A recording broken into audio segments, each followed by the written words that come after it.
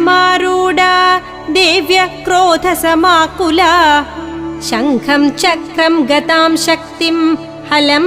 च मुसलायुधं खेटकं तोमरं चैव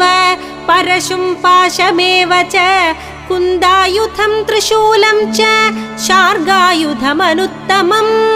दैत्यानां देहनाशाय भक्तानामभयाय च धारयन्त्यायुधानीथं देवानां च हिताय वै महाबले महोत्साहे महाभयविनाशिनी